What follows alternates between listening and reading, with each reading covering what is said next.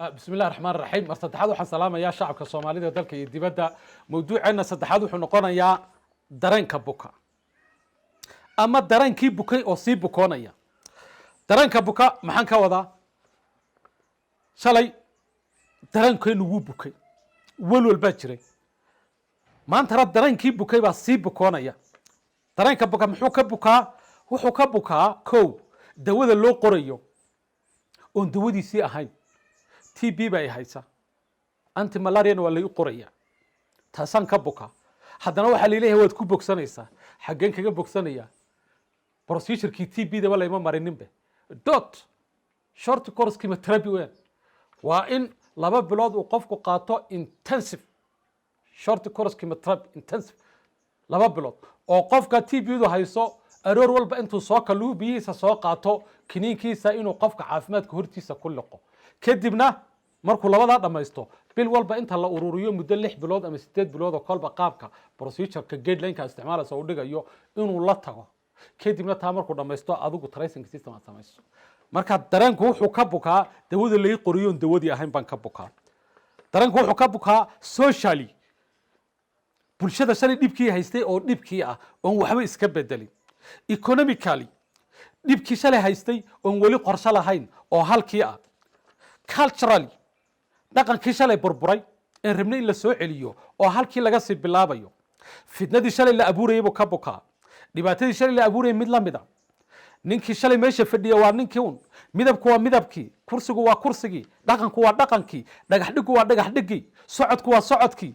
hadalku waa hadalkii hanjabaadu waa hanjabaadii nidaamku waa nidaamkii ninka wax loo dhiibaya shalay fitnada abuuraya waa ninkii maxaa iska bedelay dadka la adeegsanaya waa dadkii la adeegsanaya un qaabka loo hadlay waa qaabkii loo hadlayay waa la isku day waa copy and paste dareenku wuxuu ka bukaa waxa soo dhan marka la sugayo dareenku wuxuu ka bukaa mugdigii hore aan ku jirnay oo mugdi kala sii galayno oo reeri mugdi baan ku jirnay dareenku wuxuu ka bukaa mugdiga habeenka ee soo galaya ee cabsidiisa leh ee mugdiga kala sii galaya dareenku wuxuu ka bukaa nidaam xumudu ka bukaa dareenku wuxuu ka bukaa rajo xumidu ka bukaa dareenku wuxuu ka bukaa nidaamkii loo baahnaa in la maro oon la marin dareenku wuxuu ka bukaa qalbi jab baa ku yimid dareenku wuxuu ka bukaa wadada la qaadsiiyey oo wadadii ah dareenku wuxuu ka bukaa dood la'aan adoo wada khaldan ku socdan waxba lagu sheegi karin buu ka bukaa dareenku wuxuu ka bukaa been la kala gadanayo dareenku wuxuu ka bukaa shalay diinta sidii loogu tumanayay dhaqanka sidii loogu tumanayay maantana wax badan iskama bedelin sheekhu wuu cabsanaya garaadku wuu cabsanaya suldaanku wuu cabsanaya aqoonyahanku wuu cabsanaya haweenku wuu cabsanaya cid walba way cabsanaysaa cabsidii un baa jirta un dareenku wuxuu ka bukaa fikirkii shalay oo soo noqday buu ka bukaa dareenku wuxuu ka bukaa sheekooyinkeena guran iyo rogan oo halkii ka sii socda dareenku wuxuu ka bukaa ninkii shalay eeg cabdi maxamuud cumar jaajuusintii shalay u shaqaynaysay ee oon laf warka uga keenaysay unbaa maantana kursiga madow ag fadhida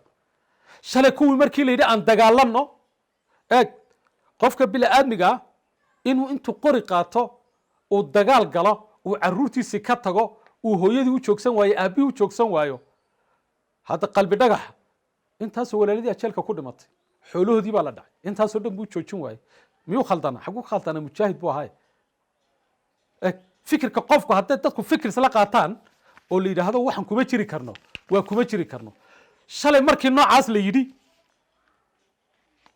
kii diiday ee intuu kari waayey soo noqday ee cabdi maxamuud cumar la shaqaynaya jaajuuska u noqday ee oon laf warka ka dirayey ee kala jabinayey ee soo noqday ee halkan joogay iyo haddana maanta kursiga madow ag fadhiya waayahay xabaddii markii ahayd uu soo cararo jaajuus buu noqday xabaddii uma adkaysanin lug waayahay nabad baa la qaato waxaa la yidhi nabad baa naas luga leh nabadda markii la qaatayna ninkii nabadda qaatay wuu dhaleecaynaya oo wuxuu leeyahay eeg bal munaafaqada eeg halgankii markii la waday ee la dagaalamayey wuu soo cararay maanta kursiga madow waxaa ag fadhiya dadkii cabdi maxamuud cumar uu ku shaqaysanayey nairobi warka uga keenayey xuduudda onlaf markay soo tallaabayaan warka ka soo daba dirayey yaa kursiga madow ag fadhiya oo la talinaya waa hal shaksi magaciisa ma rabo inuu halkan ka sheego akbarulmunaafiq weeyaan maantana fidnadii buu barti ka sii wadaa markii la yidhi nabad aan qaadano nabadii markii la qaatayna wuxuu leeyahay halgankii xageenu kaga tagnay war halgankeeni aaway hal bal munaafaqada ay waasiya marna waxa weeyaan waa chokers niman chokara ah oo shalay markii la dagaalamay intii ka hor ordeen haddana soo jiirayay soo noqday cabdi maxamuud cumar la jaan qaaday u adeegayay dadka ku dirayay wararka u keenayay ilaa Nairobi loo dirsanayay ilaa Muqdisho loo diray dadka soo dhafoorinayay kuween ba maanta haddana intay la jaan qaadeen kursigii madooba ag fadhiistay sababtu waa maxay daba maxay la jaan qaadayaan kursiga madooba raba oo nidaamkii ninkaasi u socday maadaama u socdo sidii buu raba inuu adeegsado fidnada la dhalinayo ninkaasi wuxuu qorayaa haddaad aragtaan wadiyaabaysan wuxuu qorayaa qoraalla maanta intaasoo kun oo qof ay isugu jabi lahayd ninkii waddanka ugu sarreeyayna wuu ag fadhiyaa bal fidnada intaa la eegay la abuuraya dareenku markaa wuxuu ka bukaa wixii noocaas ah oo sii socda ayuu dareenkaygu ka bukaa fidnadii shalay la abuurayay maxaa anagu aan doonayna marka anagu cuno oo cabba dee waan cabbi karay maanta waanu soo dagaalamay deegaankan waanu soo xidhnay waanu soo rafaaday cid iga mudan ma jiro maanta qof kasta oo deegaanka jooga qofkii wuxuu ahaa mataqaana oo ixtiraami lahaa baan ahay qofkii laga bayri lahaa baan ahay 4 sano waxaan xusuustaa nin la yiraahdo Axmed Nuur Marayko ayaa igu yiri waa lagu xidhayaa habeen dambe ma soo carro Addis Ababa ma imanaya baan ku yiri waayo haddaan dhammaanteen wada cararno maxaa lagu halqabsan baan ku yiri ninkii Nairobi ka cararayna waan ka badbaadi laana waa anaga saan noo galay oo anagoo muwaadinimadana exercise garaynayna dadkii noocaas intuu isaag dhigay yuu raba haddana dadkii muwaadiniinta inuu adeegsado kuwii noocaas ahaa haddana in khaaq laga dhigo kuwii noocaas ahaana in laga dhigo mudmudi waxaas wax shaqaynaya maaha waan dooxaynaa wallahi sirzirkoodan haddii fidnada dadka ay ka dayn waayaan sirzirkooda magacantooda halka Soomaali uga yeedhin waan ceebaynaynaa galkan ka saaraynaa because dareenkeenu maaha dareen shakhsi lagu barbaarinayo oo lagu maxaan ku idhahdaa lagu ixtiraamayo fidnada waxa la yiraahdo dilka way ka daran tahay diintuna way sheegtay dilka qof baa ku dhiman kara laakiin fidna maanta in la abuuro oo dadka la isku diro intaas qof baa maalin walba lagu talagalay deegaanka inay dhimato dadka un baa soo daalay waraa maanta deegaanka dhibaatada ka jirta laba gabdhood oo foodley oo ari la joogta wada qoslaysa dil la yiraahdo kursiga madow lagama seexanayo aro lagama seexanayo Soomaali wallahi runtaan idin sheegi marka dareenku wuxuu ka bukaa waxa jira laakiin alxamdulillah rabbil caalamiin maxaa weligood ba ha wadaan waxay doonaan ha abuuraan Soomaalina maanta dhig jala qusteyn mayso cidna islayn mayso dadna la isku diri maayo fidna la abuuri kari maayo ninkii fidna wadana Ilaahay soo qabto ee dadka fidna u horseedaya noocu doona ha noqdo darajadu doona ha lahaado ku adeegsanaya Ilaahay ka soo qabto ummadda ka adeegsanayana te Ilaahay soo hadiyo laakiin anaku in muwaadinimadayada dadka oo madax la isu gelinayo in aan daawano oo jawada intaan gacanta la galno amaan 4000 ilaa 5 waan ilaa 5 weyne taa waan bakanimid waan diinay Soomaa imikana in aan aamusno oo la yiraahdo nabadgeliya ku gado nabadgeliyada muwaadin baan ahay waxaan ka hadlayaa waa kuwan is my right waa kuwan aan ka hadlayaa kuwan aan exercise garaynaya adna kuma dhibayo waxna ma sheegayo adun baan ku saxaya haddaadan kuwan adigu ku dhaqmin te ESTV soo fadhiso SRC soo fadhiso waxaan eeg Cabdi Maxamuud Cumar wuxuu ku saxsanaan jiray marka qaarkood marka meediyaha iga damiyo intuu yiraahdo iyo shirka dadka u sheegi jiray uu oran jiray war waxaan waxa la wax ka shaqeynaya ma jiro niil aan fadh weeyaan buu oran jiray kolkaasuu qofku qanci jiray taa inta shir loo qabta dadka waxani waa niil aan fadh hana la yiraahdo waxba kaba jiraan haye marka ka bacdi dadku qaarna guryahay ku noqoni qaarna dadka u dagaalami jireen bay u dagaalamiyo ya kuwan qaabkii loo dhaqan gelin lahaa bay u dagaalami hadda leedahay guryaha la isku soo jabina hal la isku soo jabiyo shalay waan lagu soo jabiyay hal la isku soo jabiyo hal la isxiro hal la isgaraaco biyo hal la isgeliyo min jigralam dad waxa uu joojinaya iyo kooraska noocaas waan soo dhamaysanay that game is over maanta deegaankan sharci iyo qawaaniin iyo muwaadinimo baa dadka lagu horsocon kara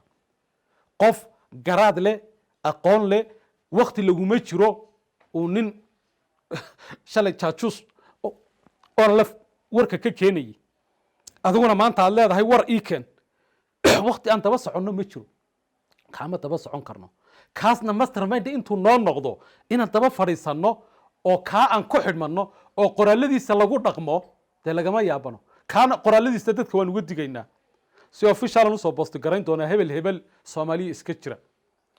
waxaa kaagaga daran ninkaasi qoraalada uu soo boosti garaynayo ma garanayo inta la qoro unbaa loo dhiibayaa isaga waayo qofkan wuxuu dhiibayaa dee isagu waa qof aqoon leh wuxuu ka xishoonayo afka uu soo marin karin baa jira wuxuu dhiibayaa markaa wixii afka uuna soo marin karaynin isagu markaa boosti unbuu garanaya in la boosti garayo riyaaluu ku doorsanaya dadka noocaas ayaa inagu xirxiran markaa dareenkeenu taasuu ka baxa oo dareenkeenu habeen walba uu ka welwelaya dadka noocaasa doonaya carruurtaada inay liqaan dhaqankaaga inay liqaan diintaada inay liqaan haddana in lagu seexiyo war labada nidaam waxay ku kala bedelan yihiin kii shalay waad isu soo jeeday oo waxaad ogeyd in lagugu soo duulay kan wuxuu ku leeyahay waxba duulimaad kumay diintan wanaajinaya dhaqankan wanaajinaya dadkan isu keenaya dadkan wanaajinaya which is false erey kasta oo kursiga madow ka soo baxa waa in loo qaato the reverse qof kasta oo deegaanka sii jooga